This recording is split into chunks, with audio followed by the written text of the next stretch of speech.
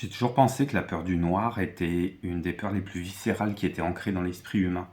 Avec cette carte de la nouvelle lune en Scorpion qui nous demande de travailler sur nos peurs, j'entends que on marche à tâtons. Avec cette nouvelle lune, on est dans l'obscurité totale. Avec des énergies Scorpion, on est dans des énergies de transformation, de profondeur, de radicalité, de passion parfois, d'entêtement. Et est-ce qu'on n'est pas tiraillé sur nos peurs sur deux axes, hein. Le premier axe, c'est la peur de changer, la peur du mouvement.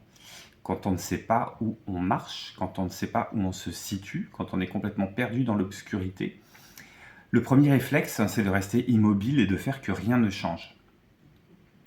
Et dans ce fait que rien ne change, et dans cette énergie qu'on dépense à faire que rien ne change et à garder l'état des choses ambiant, est-ce qu'on ne se retrouve pas finalement complètement acculé, complètement oppressé? Est-ce qu'on n'est pas en train de nourrir la bête qui nous étouffe? Une bête qui est intérieure, une bête qui est extérieure aussi, et qui se manifeste sous la forme d'oppression relationnelle, d'auto-oppression, le fait de céder à certaines demandes qui ne nous correspondent pas forcément et à s'engager sur des voies qui finalement ne sont pas les nôtres, sur des projets qui ne nous appartiennent pas.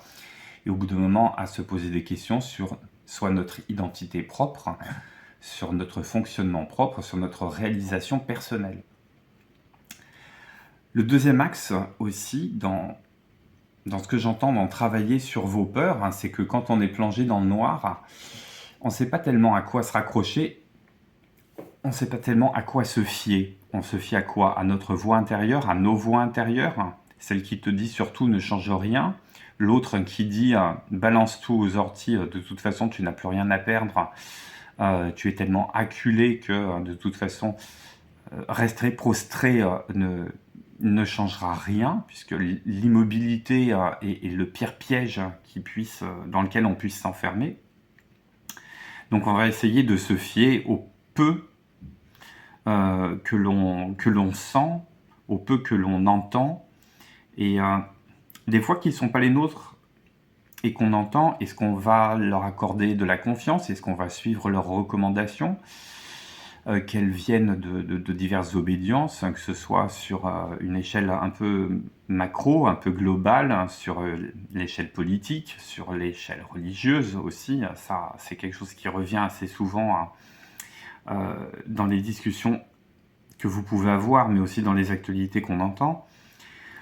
Des voix extérieures, ça peut être aussi les voix des proches, qui viennent heurter finalement notre propre voix intérieure qui s'y oppose, qui vient chatouiller quelque chose en nous qui ne s'est pas réalisé, qui demanderait à être réalisé et sur lequel on n'a absolument aucune mainmise, puisque de toute façon on ne voit rien.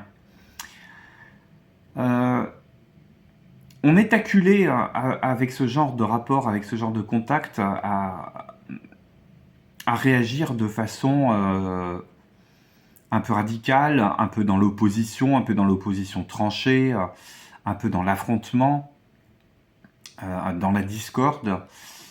Et on aurait envie de ruer dans les brancards, là où au contraire, quand vous êtes dans le noir et que vous devez, je sais pas, simplement retrouver l'interrupteur de la pièce, vous savez, vous n'allez pas foncer.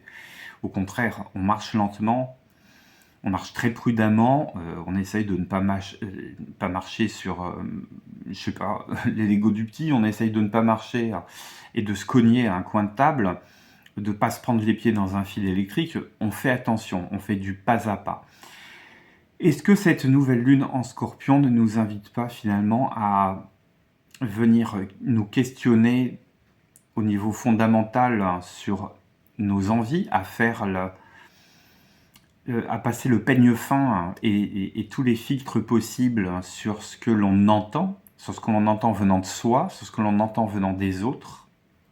Est-ce que cette nouvelle lune en Scorpion ne nous demande pas de ralentir, de brider nos réactions qui peuvent être instantanée, radicale, excessive, et de, au contraire, avancer à pas feutrés, assez délicatement, dans la direction qu'on aura bien voulu se donner, qu'on a vraiment envie de se donner, dans le calme et la méditation que propose finalement cette obscurité. Cette obscurité, on peut l'affronter calmement, sereinement, en méditant, en se posant, en allant chercher au fond de soi ce qui nous semble le plus nécessaire et le plus authentique par rapport à ce que l'on veut, ce qui nous semble le plus nécessaire et le plus authentique à changer au fond de nous, parce qu'on sait très bien que nos automatismes nous ont conduits à cette situation qu'on est en train d'examiner actuellement.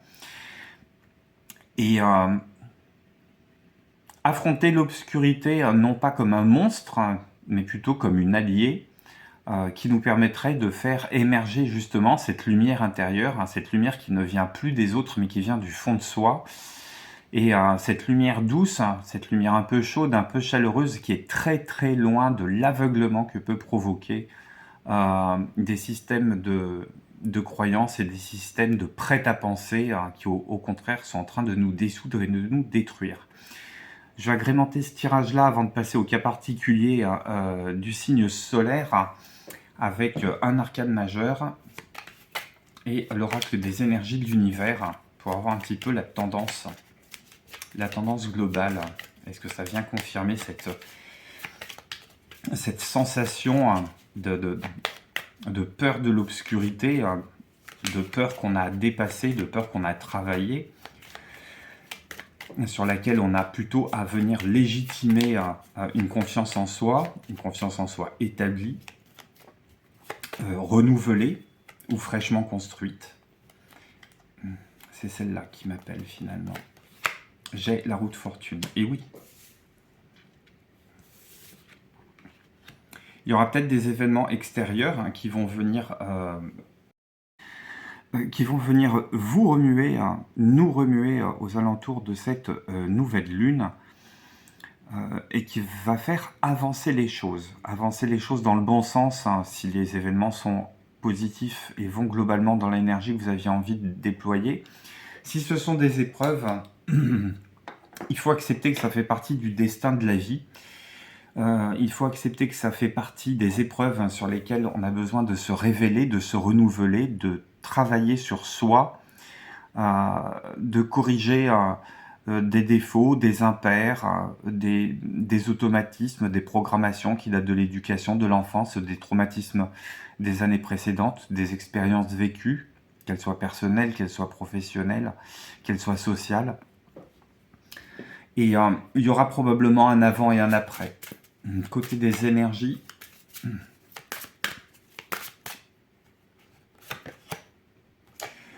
j'ai le souffle de vie. Alors j'ai la carte 10, j'ai la carte 27, 2 et 7, si je réduis ça me fait 9. Donc on est vraiment sur l'achèvement de quelque chose, l'aboutissement de quelque chose. C'est assez récurrent dans les tirages, cette idée d'aller clôturer des situations qui étaient bancales ou qui demandaient à être affinées. Il y a une énergie nouvelle qui vient du cœur, une énergie d'impulsion du changement, de façon très délicate, très réfléchie, on s'abandonne. Je reviens à cette histoire d'obscurité quand on regarde sur la carte, la personne qui est représentée a les yeux fermés. Le regard est tourné vers l'intérieur, le regard est tourné en direction du cœur. Il y a presque un examen de conscience à venir décortiquer ses sentiments, ses motivations profondes, ses envies, des envies pérennes de projets qu'on voudrait voir se développer en se persuadant que le désir de changement, c'est déjà le début du changement. Voilà ce que j'ai pour les énergies générales de cette nouvelle lune. On va regarder ce qui se passe pour votre signe. Mes amis Bélier, bienvenue sur Dan Divination, j'espère que vous allez bien. Une première carte pour savoir qu'est-ce qui est enfoui là derrière cette sensation de peur. Sur quoi vous devez faire la lumière, qu'est-ce que vous avez besoin d'affronter. Alors vous en êtes conscient, vous n'en êtes pas conscient. Le but du tirage, c'est de faciliter la prise de conscience. Alors pour vous, j'ai les fantasmes. Un écart entre le rêve et la réalité. Peut-être que vous, c'est pas des peurs, c'est pas une peur paralysante. C'est une peur que vous êtes en train de fuir parce que vous imaginez d'autres scénarios. Finalement, la peur, hein, qu'est-ce que c'est? Hein, c'est la peur d'affronter des choses telles qu'elles sont. On préfère peut-être se réfugier sur une lecture biaisée de la réalité, sur une lecture réinterprétée de la réalité, hein, sur le fait de rajouter des hypothèses ou enlever des hypothèses, jouer sur les conditions hein, pour presque tordre un peu hein, les perceptions que vous recevez pour pas affronter une situation telle qu'elle est, pas affronter une situation en frontale. Et ça, c'est quelque chose qui vous, peut-être qui vous étonne et qui vous fait peur parce que c'est pas dans votre nature profonde justement. Donc, est-ce qu'on contourne pas quelque chose qui s'avère finalement nécessaire? Et voilà l'image que j'ai. Si on y va en frontal, on sait qu'on va buter sur un mur et c'est quelque chose qui vous fait peur. Donc l'idée, c'est de se dire peut-être qu'en le voyant, euh, je pourrais contourner ce mur-là, mais on se rend compte que finalement, on va juste le heurter un petit peu plus loin. Ça peut être aussi se faire une montagne de quelque chose qui est peut-être pas aussi compromettant que ça, qui est peut-être pas aussi terrorisant que ça. Et le monstre cesse d'être un monstre à partir du moment où on se met à l'affronter. Le monstre, c'est la chose qu'on ne doit pas affronter. Au niveau mythologique, étymologique, je vous laisse vérifier ça. Et peut-être qu'on se fait une montagne de quelque chose qui n'en est pas une, et que on est en train de se battre contre, comment on appelait ça dans Harry Potter déjà? Des épouvantards. C'est la peur la plus profonde, mais comme elle est que dans votre imagination et qu'elle n'est pas manifestée, qu'elle n'est pas ancrée réellement, vous êtes en train de générer votre propre monstre qui vous fait peur. Donc tout ça, ça se passe dans votre tête. Qu'est-ce que dit le tarot si on l'interroge par rapport à ça? Qu'est-ce que ça touche comme domaine? Et ce fantasme, il y a quoi derrière?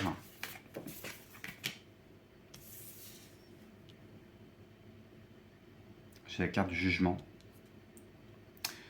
On a peur de ne pas avoir de deuxième chance dans un projet qu'on a envie de lancer, une relation qu'on a envie de faire perdurer, une situation où peut-être que vous avez merdé dessus et vous êtes en train de vous faire une montagne à l'idée de surmonter l'échec pour relancer de nouvelles tentatives et vous êtes persuadé que de toute façon les choses sont déjà pliées et elles sont pliées à votre désavantage. Donc vous êtes peut-être en train de réinventer votre vie en disant ce chemin-là je ne l'emprunterai plus parce que de toute façon je vais me planter. Alors que pas nécessairement. Pas nécessairement.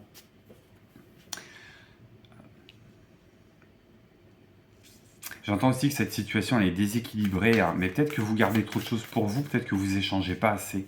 Peut-être que vous n'êtes pas dans le bon système d'échange avec l'autre ou avec les autres. Hein.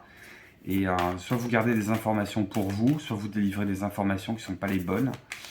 Vous gardez trop de choses pour vous. Il peut y avoir aussi des éléments de chantage. Alors, je ne sais pas à qui ça parle. Hein. Mais on peut jouer sur une espèce de monnaie d'échange un peu malsaine. Qui tient à conserver un équilibre, mais cet équilibre, est-ce qu'il doit perdurer?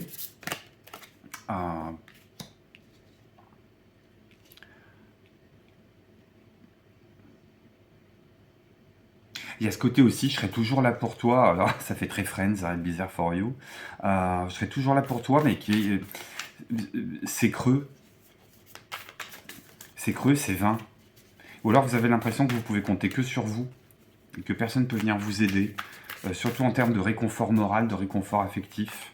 Là aussi, hein, je pense que c'est une idée... En fait, c'est la conséquence de ce qui précède.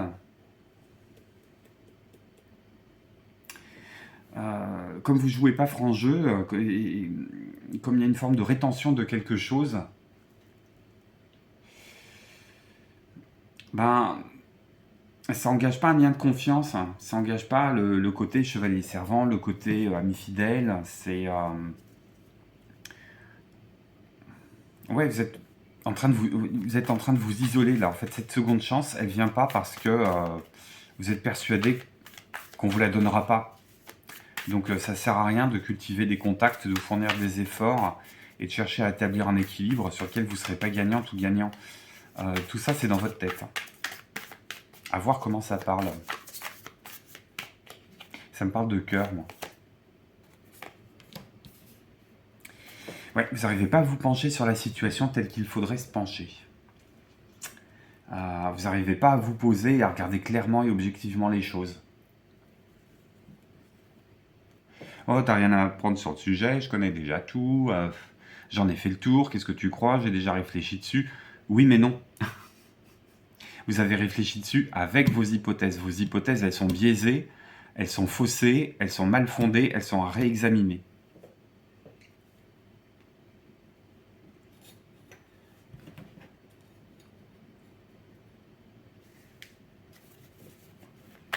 Il y a un côté miroir déformant sur ce qui vous obsède. Alors, qu'est-ce qui s'est creusé qu'est-ce qui a creusé, pardon, aussi profondément pour qu'on en soit arrivé là aujourd'hui, mes amis Bélier. Bélier en signe solaire, en signe lunaire à l'ascendant.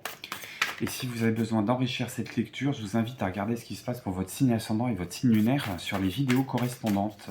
Au besoin, vous me faites un mail pour une guidance privée. Il y aura un peu d'attente. Le mois de novembre est déjà bien plein.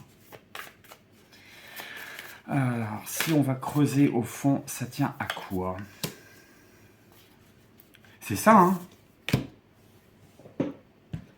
J'ai même pas envie d'en tirer d'autres.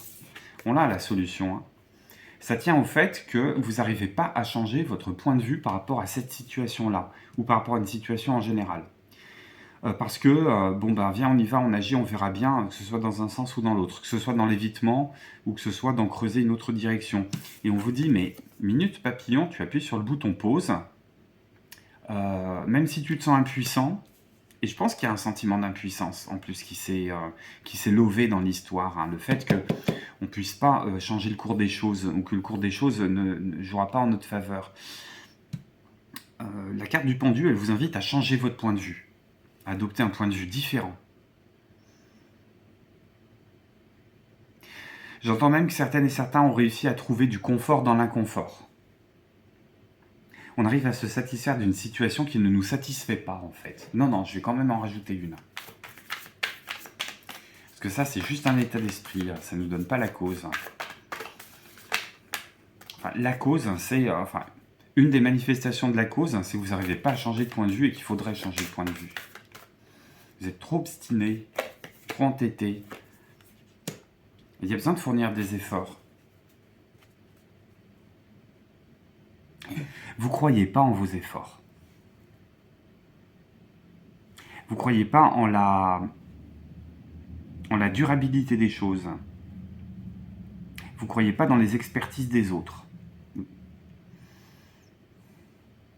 Vous croyez pas dans les... Vous pensez que les efforts à fournir ne suffiront pas ou bien sont stériles. Il y a un côté à quoi bon. Il y a un côté à quoi bon hein, dans l'histoire. Qu'est-ce que j'ai pour vous encore? Ouais, c'est ça. Hein. Vous êtes entêté. Hein. Vous tenez tête. Vous tenez tête face à une situation qui ne demande pas de tenir tête, mais qui demande plutôt de reconnaître qu'on est fatigué. Hein. De reconnaître qu'on est fatigué, voir qu'on est épuisé. Voir qu'on s'est donné à la tâche, mais que finalement, ça n'a pas porté ses fruits. Mais ça n'a pas porté ses fruits parce que vous n'avez pas travaillé. J'allais dire, c'est comme si vous aviez du super matériel pour bâtir une vie et que vous aviez la force et l'énergie nécessaire et l'intelligence nécessaire pour bâtir un super projet, mais que la notice de montage était foireuse. Vous avez du super matériel, mais la notice de montage est foireuse. C'est pas les bonnes instructions. Ou alors elles sont pas dans la...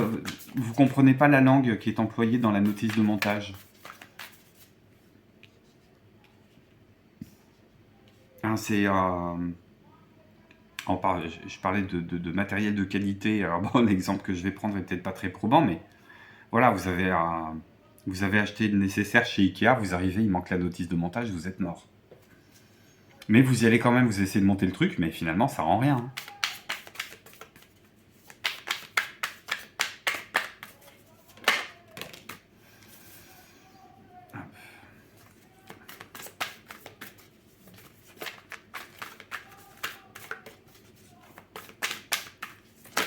Oups.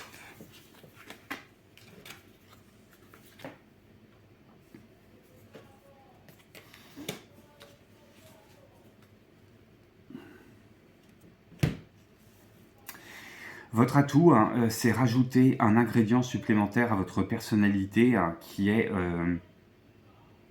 à côté du dynamisme, d'un dynamisme retrouvé et beaucoup d'énergie. Il y a beaucoup d'énergie. Beaucoup d'énergie qui serait bon de canaliser par un petit peu plus de logique, un petit peu plus de logique implacable, de logique qui est dénuée de tout ce qui est émotionnel. Ça peut être aussi vous faire aider par quelqu'un qui viendrait vous aider à canaliser toute cette énergie, parce que là on a un couple qui est formidable. Ça peut être quelque chose qui est de l'ordre de la résurrection sur cette nouvelle lune, à partir du moment où on se donne l'éclair de réflexion. Un éclair de réflexion peut être aidé d'un professionnel à mon avis. Ça peut être aussi entendre qu'au sein de votre personnalité, il y a deux personnes qui peuvent gouverner. Le chef d'entreprise, celui qui a plein d'énergie, celui qui a plein de projets, celui qui est jeune, qui a envie de passer à l'action, qui a envie de monter son projet, de faire qu'il marche. Et d'un autre côté, une autre voix qui vous appelle un petit peu plus de calme, un petit peu plus de pondération. À regarder la véracité et le bien fondé de ce qui peut animer le chef d'entreprise qui est en vous.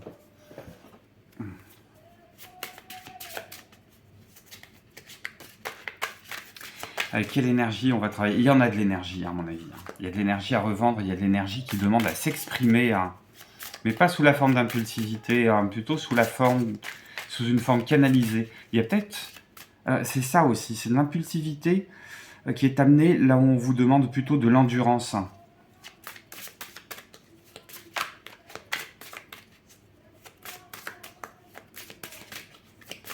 Alors, qu'est-ce qu'on a en termes d'énergie pour vous, mes amis béliers? Non, ça ne va pas sortir.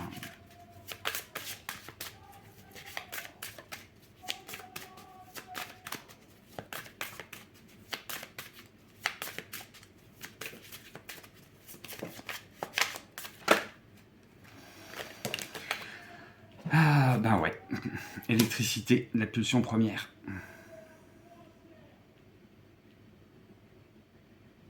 Je pense qu'il y a une mise en action beaucoup plus mesurée. Retrouvez le feu primordial qui est en vous. C'est gueule dehors, ça fait pas plaisir. Mais ouais, il y a un excès d'énergie là actuellement. J'espère que c'est pas ça qui est en train de polluer le tirage et ramener beaucoup plus d'énergie bâton qu'il n'en est. Ça gueule dehors. Je ne sais pas ce que c'est. Quelqu'un qui hurle en italien, ça se dispute. Alors, qu'est-ce que j'ai d'autre pour vous, mes amis béliers, pour clôturer ce tirage? Elles arrêtent pas de tomber par terre, vos cartes.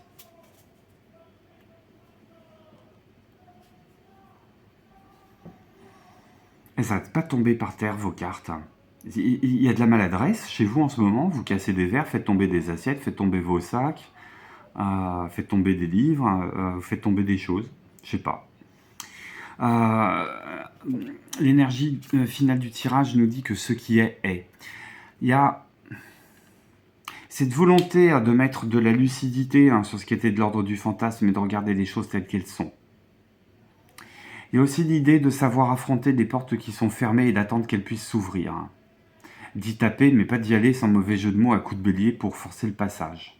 Il y a peut-être le besoin de prendre un temps de réflexion et de se recharger en énergie, mais la bonne énergie. Pas l'énergie de l'entêtement. Pas l'énergie de l'entêtement. L'énergie d'un rayonnement intérieur, déjà. Et l'énergie qui se met au service du projet de quelque chose qui vous tient à cœur. Et c'est sur ces jurons en italien que je prends congé de vous, mes amis béliers, parce que les cartes n'ont plus rien à me dire à votre sujet. Un pouce pour soutenir la chaîne, abonnez-vous si ce n'est déjà fait. Je vous dis à très bientôt sur Dan Divination. Je vous embrasse, prenez soin de vous, bye bye.